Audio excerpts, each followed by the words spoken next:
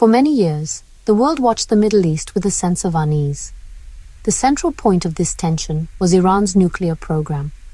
Tehran insisted its intentions were purely peaceful, aimed at generating energy for its people.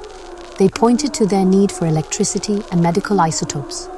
However, many in the international community, particularly the United States and its European allies, remained deeply skeptical.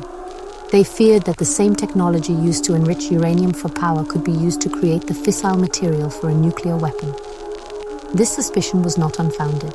Years of inspections and intelligence reports painted a complex and often murky picture, creating a persistent trust deficit that diplomacy struggled to overcome. Israel viewed this situation not just with skepticism, but with existential dread.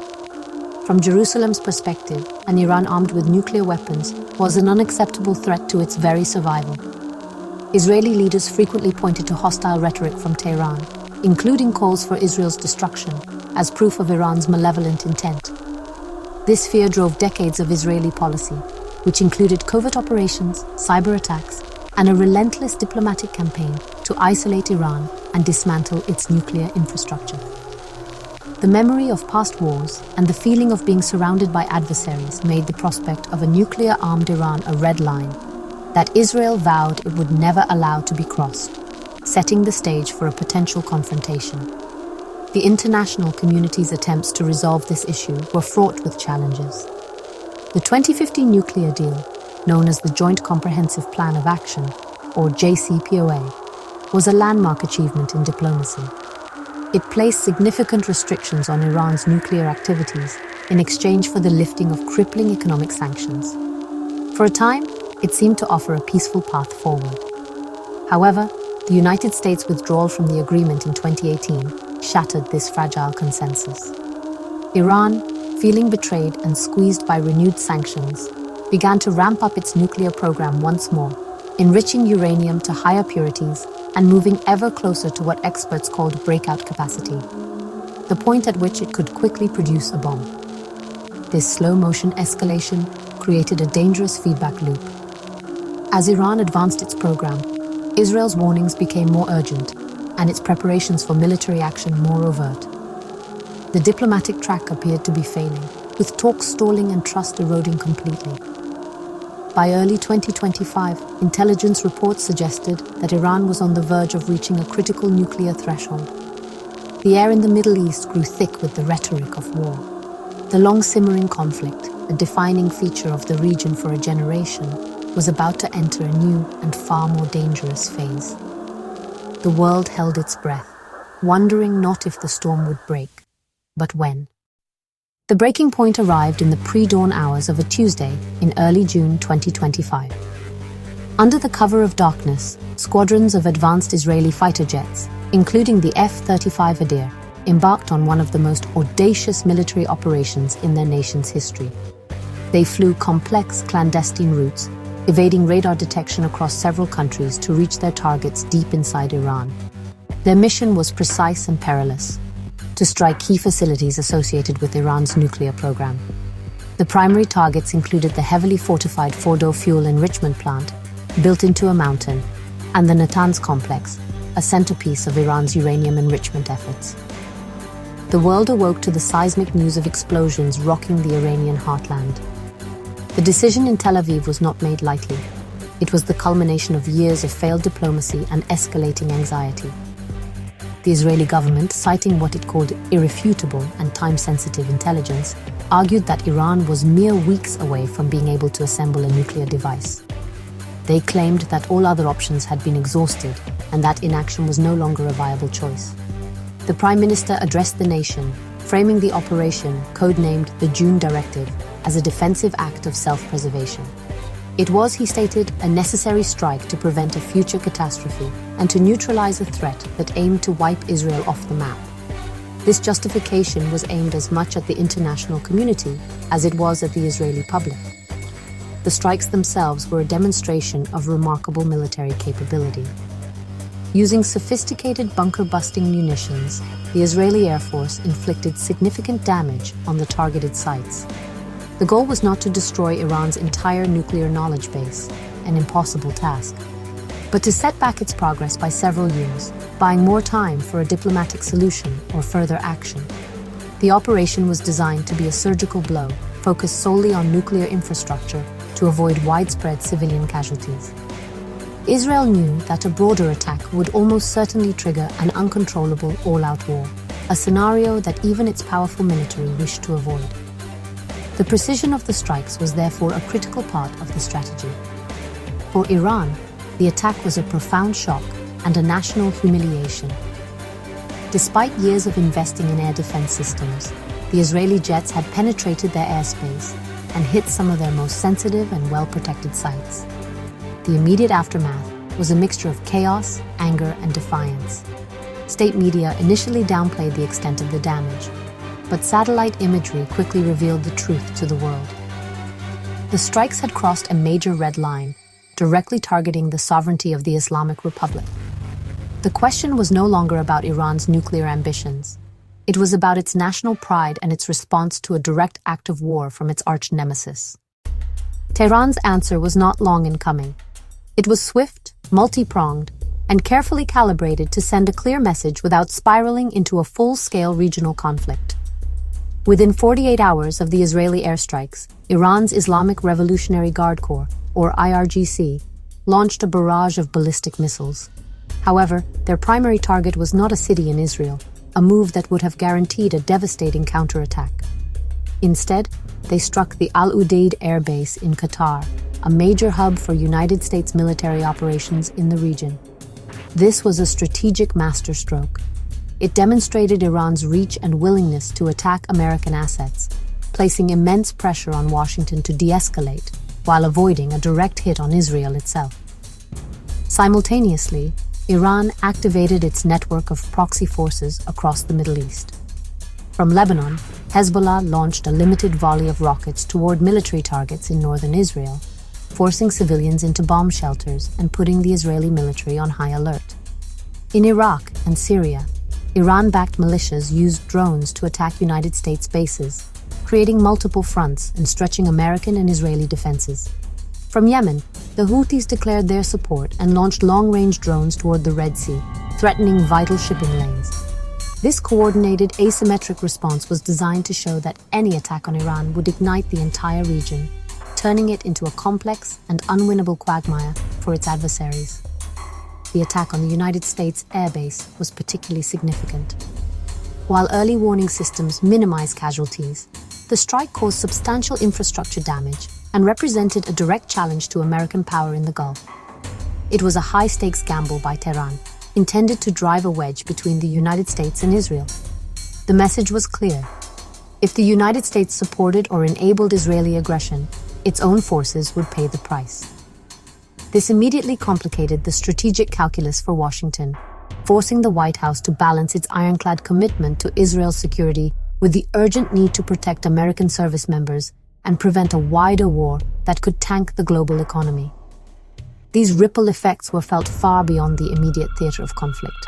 Global oil prices surged as fears grew over the security of the Strait of Hormuz, the choke point through which a significant portion of the world's oil supply passes. International airlines began rerouting flights to avoid the airspace over Iran and the surrounding areas. The crisis was no longer a bilateral confrontation between Israel and Iran. It had become a global security and economic emergency. Iran's response, though destructive, had been carefully managed to demonstrate its capabilities, while leaving a narrow, perilous path for diplomacy to resume. The ball was now in Israel's and America's court. In the tense days that followed Iran's retaliation, the world watched to see if the cycle of escalation would continue. Inside Israel's war cabinet, there were intense debates. Hardliners argued for a massive counterstrike to punish Iran for its audacity, particularly for involving US forces and activating its proxy network. They contended that anything less would be perceived as weakness and would embolden Iran further. The memory of missiles falling, even if intercepted, stirred a deep-seated demand for retribution. However, a more cautious faction urged restraint, pointing out that Israel had already achieved its primary military objective, crippling Iran's nuclear program for the foreseeable future. A second major strike, they argued, carried too great a risk of triggering the regional war everyone feared. This internal Israeli debate was mirrored by intense behind-the-scenes pressure from Washington. The White House, while publicly condemning Iran's missile strikes, was working frantically to prevent further Israeli action. American officials communicated to their Israeli counterparts that the United States did not seek a war with Iran and urged them to take the win. The U.S. position was that the successful initial strikes had restored a measure of deterrence. Further military action would not only endanger American troops, but could also fracture the international coalition needed to contain Iran diplomatically. This American pressure, combined with the strategic arguments for caution, played a crucial role in tipping the scales away from immediate, large-scale retaliation. Iran, for its part, also began to send de-escalatory signals through intermediaries like Oman and Switzerland. Having demonstrated its capacity and willingness to strike back, Tehran indicated that its response was complete, provided there were no further attacks from Israel. Iranian officials framed their missile barrage as a proportionate and concluded reply to the initial aggression. This was a classic move in the region's shadow war, an act of violence followed by a carefully worded statement designed to open an off-ramp. Both sides had made their point. They had stared into the abyss of a full-blown war and seemed to recognize the mutually catastrophic consequences that lay within it. Ultimately, both Israel and Iran chose to step back from the precipice. Israel focused on shoring up its air defenses and celebrating the success of its initial mission, refraining from a direct counterattack on Iranian soil. Iran, having saved face with its retaliatory strikes, did not launch a second wave of missiles. The proxies quieted their attacks. A tense and fragile quiet descended upon the region. It was not peace, nor was it a resolution. It was a temporary, unspoken understanding that neither side was prepared to bear the cost of the next rung on the ladder of escalation. The immediate crisis had been contained, but the underlying conflict was far from over. The confrontation between Israel and Iran sent shockwaves through global capitals, prompting a flurry of diplomatic activity aimed at containing the crisis. The United Nations Security Council convened an emergency session, though it was paralyzed by the predictable division between world powers. The United States and its Western allies condemned Iran's retaliatory strikes and reaffirmed Israel's right to self-defense, while Russia and China called for restraint from all parties and criticized the initial Israeli attack as a violation of international law. The session ended without a joint resolution, highlighting the deep geopolitical fractures that made a unified global response nearly impossible. The world's highest diplomatic body could only serve as a forum for public statements, not decisive action. Regional powers in the Middle East reacted with extreme alarm. Nations in the Gulf, such as Saudi Arabia and the United Arab Emirates, found themselves in a terrifyingly vulnerable position. While they shared Israel's concerns about Iran's nuclear ambitions, they also lived in direct proximity to Iran's missile arsenal. The strike on the Al Udeid base in Qatar was a stark reminder that they could become the primary battlefield in a US-Iran war. Consequently, these states engaged in frantic back-channel diplomacy, urging both Washington and Tehran to de-escalate. They had spent the previous few years cautiously normalizing relations with Iran, and this crisis threatened to undo all that progress and drag them into a devastating conflict. In Europe, leaders in London, Paris, and Berlin worked in concert to find a diplomatic off-ramp. They condemned Iran's escalation, but also implicitly criticized Israel's unilateral strike for destabilizing the region and derailing any remaining hope for reviving the nuclear deal. European foreign ministers initiated calls with their counterparts in both Iran and the United States, offering to mediate and facilitate new talks. Their primary goal was to prevent a wider war that would have catastrophic economic consequences, from creating a new refugee crisis to causing an energy shock that could plunge the global economy into recession. Their diplomatic efforts were crucial in creating an atmosphere where de-escalation was seen as a viable option. The crisis ultimately forced a reluctant return to the negotiating table. With the shadow of war looming, both sides recognized that the military path led to mutual destruction. Under the auspices of the UN, and with facilitation from European and regional mediators, tentative talks were scheduled. the agenda was broader and more urgent than ever before. It was no longer just about centrifuges and uranium stockpiles. It was about establishing clear red lines, deconfliction mechanisms, and a basic framework to prevent the events of June 2025 from ever happening again. The world watched, hoping that the shared shock of the crisis could pave the way for a more stable, if still tense, future. The Israel-Iran crisis of June 2025 concluded not with a decisive victory or a lasting peace treaty, but with an uneasy and fragile calm. The world had peered over the edge of a catastrophic regional war, and for the moment had pulled back. The primary lesson learned was a chilling one. The advanced military capabilities of both nations meant that the rhetoric of war could become a reality with terrifying speed. Israel demonstrated its ability to project power deep into enemy territory with precision and lethality.